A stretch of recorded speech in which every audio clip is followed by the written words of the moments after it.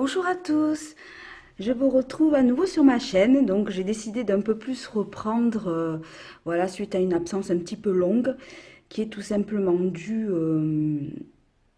à un déménagement, à des soucis personnels, tout ça, à trop de choses à faire, et pas assez de temps comme toujours. En tout cas, je vous reviens, disons, un peu plus régulièrement maintenant sur cette chaîne. Il y aura aussi quelques nouveautés, peut-être je me filmerai un peu plus cette année, si je dois vous parler d'un sujet en particulier, parce que j'aimerais introduire autre chose que des présentations de cartes, donc à ce moment-là, en effet, peut-être je me filmerai plus, ça sera peut-être plus agréable que de regarder un tapis, voilà, pendant que je discute. En tout cas, pour cette vidéo, je viens vous présenter l'éléphant Paprika d'Angel Taena, je crois qu'on dit comme ça, mais je suis pas sûre. Voilà, c'est un oracle qui est épuisé, en tout cas pour la première version. Là, je sais qu'elle réédite une deuxième édition, mais qui aura quelques changements de cartes. Donc en tout cas, ce jeu-ci, qui est la première version, vous ne le trouverez plus. Voilà, vous aurez la deuxième version voilà, qui est très bien aussi, qui a d'autres cartes, qui a des petites différences, voilà, à aller voir. Alors ce jeu honnêtement, alors je la connais pas personnellement, la créatrice, elle bien que je commande ses vidéos, je la connais pas en privé. Euh, c'est un jeu, je pense, qui va devenir mon jeu 2018 préféré, sans aucun doute. Depuis que je l'ai reçu, en tout cas, je n'arrête pas de l'utiliser. Voilà, il me parle beaucoup ce jeu. Il m'a parlé, alors pas tout de suite. C'est aussi pour ça que j'avais envie de vous faire cette vidéo. Parce qu'il a quand même un coût important, même s'il y a 70 cartes, c'est quand même un coût, voilà.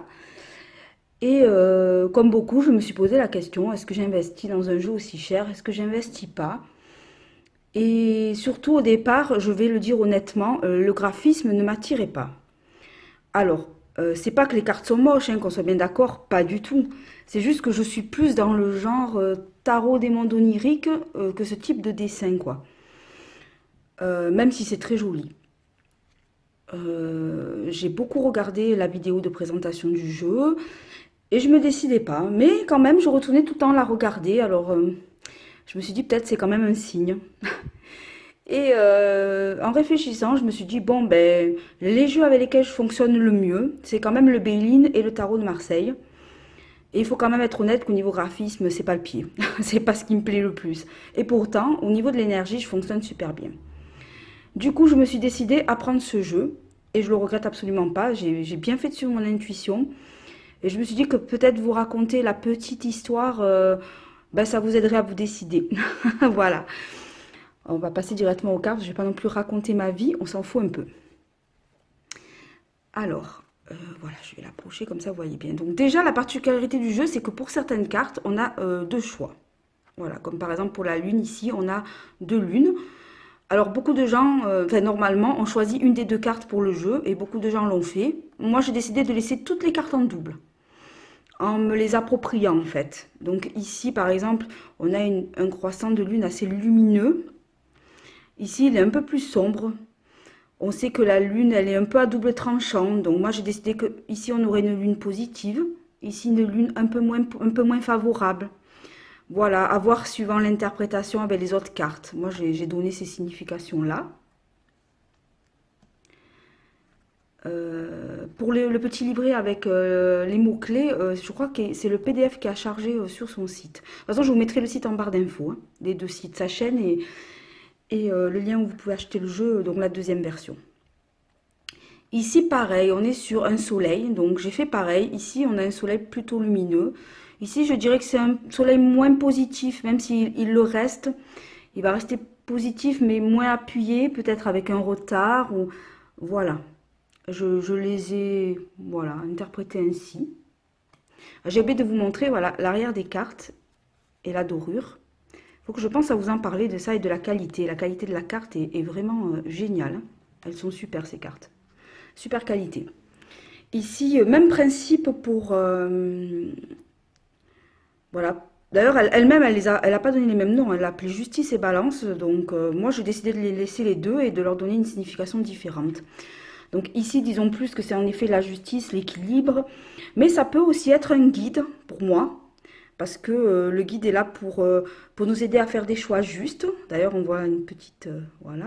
petite aile derrière. Donc je la représente moi comme ça. Et la deuxième, qui est plutôt celle-là, pour moi, ça va plus être une dualité ou une complémentarité ou une association, un mariage, un partenariat, voilà, ou de l'harmonie, ou voilà. Ça va plutôt être celle-ci va plutôt représenter cela pour moi. Ah, il y a beaucoup de reflets, vous voyez, elles sont lumineuses. Voilà, après on a des cartes, les cartes classiques, donc la numéro 4, le printemps, l'été, l'automne, l'hiver. Peut-être je vais un peu plus lentement, vous n'avez pas le temps de les voir. Les racines. Elle me parle vraiment beaucoup, hein. C'est vraiment fou parce que c'est vraiment pas mon type de graphisme. C'est fou comme elles me parlent ces cartes, mais je sens une énergie dans ces cartes incroyable de la créatrice, mais vraiment on voit qu'il y a quelque chose qui a été mis dedans, quoi. C'est pas le jeu qu'on va trouver un peu, voilà, que le créateur sort parce que c'est la mode de sortir des jeux, et voilà. Là, on voit vraiment qu'il y a quelque chose d'investi dedans. Et bizarrement, contrairement à ce que j'ai lu d'un commentaire pas très agréable sous sa chaîne, le fait que ce soit des dessins assez simples, assez enfantins, ça n'empêche absolument pas d'avoir un ressenti qui ressort, bien au contraire, hein. Voilà, donc ça représente le chakra, alors je me rappelle plus lequel, honnêtement de tête, je me rappelle pas parce que j'utilise pas trop les chakras. Ça doit être le plexus solaire, je pense, par logique. Ici, on a celui du cœur. Je vais encore trop vite, peut-être. J'essaie d'abréger les vidéos parce que j'ai toujours tendance à les faire traîner. Ça, c'est le chakra gorge, je crois, si je me rappelle bien. Ici, on a la carte de l'intuition qui est très jolie avec ce chat. J'espère que vous voyez bien les couleurs parce qu'il y a un temps pourri à Marseille aujourd'hui et ça va être toute la semaine comme ça. Et pour les couleurs, c'est pas forcément l'idéal, hein, mais elles ont vraiment des belles couleurs. Et honnêtement, les vidéos rendent pas justice aux cartes. Honnêtement, quand on la en met, c'est vraiment, elles sont vraiment belles. Voilà. Ensuite, on a la clé. Alors là, c'est pareil. La clé, il y a deux modèles. Alors, je sais pas où j'ai mis l'autre clé. Ah ben, elle est là. Voilà, c'est mélangé. On a deux clés. Alors, moi, j'ai choisi de garder les deux. Celle-ci, un peu dans la signification plutôt de la clé d'ébéline. Voilà. Et celle-ci, moi, je la prends différemment. C'est-à-dire, on a la clé, mais on est encore dans le doute. Cette clé, on ne l'a pas encore entrée dans la serrure. Le crâne, il n'est pas ouvert. On ne l'a pas insérée dans la serrure, cette clé. On est encore en réflexion ou en doute, ou on a encore besoin de se poser pour y penser. Voilà, comme je le disais à la créatrice, c'est aussi... ce crâne, il est mexicain et on sait très bien que dans la culture mexicaine, c'est la fête des morts, mais c'est surtout la fête de la vie. Pour moi, ça peut aussi être une carte qui représente l'autre monde, en fait. Voilà, ouvrir la serrure pour passer de l'autre côté. Ça peut avoir une signification un peu plus ésotérique. Alors que celle-ci, je la prends de manière peut-être plus basique, plus simple. Même s'il y a le côté violet de la spiritualité ou même du divin, hein, puisque le divin, c'est quand même du violet. Je les ai vraiment séparés dans les interprétations. Bon, après, il y a beaucoup de gens, ils ont choisi une ou l'autre. Moi, j'ai pris les deux. Voilà. La fille qui fait pas les choses à moitié. Voilà. Je les ai un peu mélangées. Ça, c'était celle d'avant, la 16. Le temps. La lumière.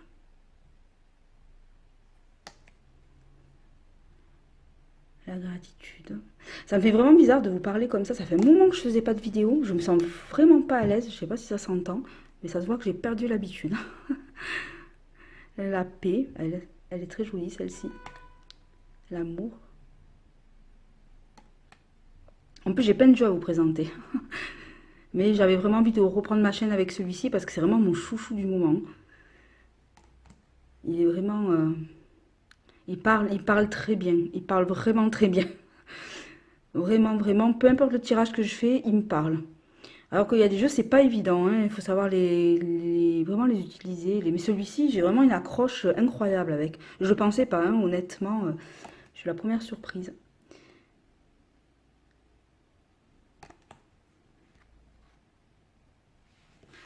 Je suis vraiment, vraiment surprise. L'abondance. Alors la créativité, c'est pareil, il y en a deux. Deux créativités. Alors là, c'est pareil. Celle-là, c'est peut-être plus, en effet, ça, je l'ai vu sur d'autres chaînes, des personnes qui disaient que c'était plus le projet qui est encore en gestation. Donc oui, c'est possible. Ou tout bêtement une grossesse aussi. Ou un projet, voilà, auquel on réfléchit, qui n'est pas encore né, qui est à venir. Et là, c'est vraiment l'envol, le début du projet, le nouveau départ. Ça, il est en route, il s'amorce ou il va s'amorcer rapidement. Donc ça aussi, c'est deux cartes que j'ai gardées et différenciées.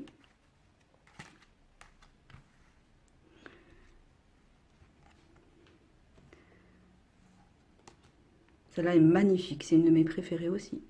Je la trouve superbe.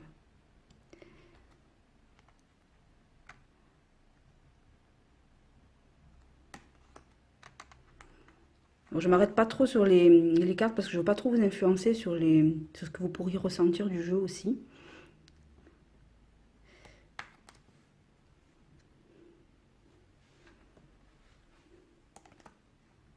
La force, ben, je crois que c'est la force en anglais. L'anglais, moi, c'est voilà, l'étoile, la renaissance.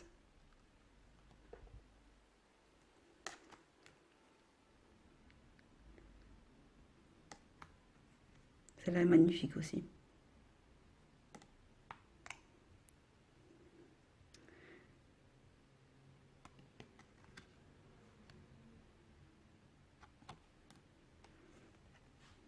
Celle-là, je l'aime beaucoup, c'est aussi une de mes préférées. D'ailleurs, je crois que c'est Solveig, Solveig, je sais plus quoi, qui en avait parlé de cette carte et elle en avait donné une interprétation vraiment, vraiment intéressante quand elle a présenté le jeu. J'ai beaucoup aimé l'idée qu'elle a apportée sur cette carte, en tout cas.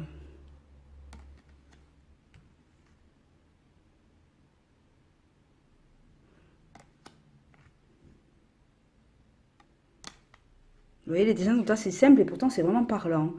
On peut vraiment partir sur plusieurs directions justement parce que c'est simple. On peut partir sur beaucoup, beaucoup de directions différentes. Elle aussi, je l'aime bien. Ah, celle-ci, c'est pareil, il y a deux versions. Alors, elle a expliqué que dans la deuxième version, celle-ci n'y serait pas. Voilà, celle-ci, elle n'y sera plus. Et ainsi que les cartes bonus sorcières et les dolmens, elles y seront plus non plus. Il y aura d'autres cartes à la place. Donc, j'ai vu il va y avoir un lotus, un guide. Je crois que c'est un guide. En tout cas, j'ai vu un personnage qui marchait. Et ça, c'est pour les cartes bonus pour les 25 premiers, si j'ai bien compris, les 25 premières commandes sur les 50. Et après, dans le jeu, il y aura un lotus et il y a une autre carte, mais je ne l'ai pas mémorisée, mais il y a une autre carte, enfin, nouvelle qui remplace celle-ci, mais qui n'aura pas la même signification. Donc je pense qu'elle a gardé dans le jeu celle-ci uniquement. Voilà, moi je laissais les deux. Alors beaucoup ont dit, celle-ci, ils le prennent pour une tristesse plus profonde. Celle-ci, une tristesse plus légère parce que les nuages, ils vont partir. Moi, c'est l'inverse en fait. Ici, il y a beaucoup plus de larmes. Ici, il n'y en a qu'une. On ressent ici un œil plus troublé, plus triste que dans celui derrière. Je trouve quand même qu'il y a une force qui se dégage dans le regard. C'est une tristesse, mais avec une force derrière. Alors que là, non, là, c'est vraiment l'écroulement pour moi. C'est vraiment...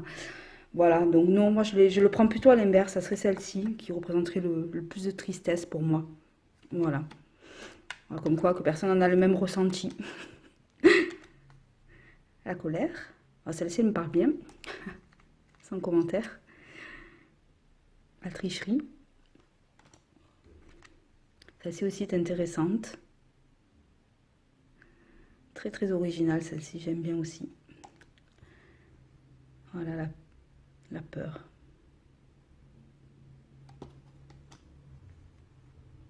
Le choix. Le karma avec le serpent. Je ne me rappelle jamais comment il s'appelle celui-là. Ourou quelque chose, mais je ne le retiens pas. Jamais, rien faire. Travail. Les rêves. Elle est magnifique celle-ci. La méditation aussi, j'adore. J'adore cette carte.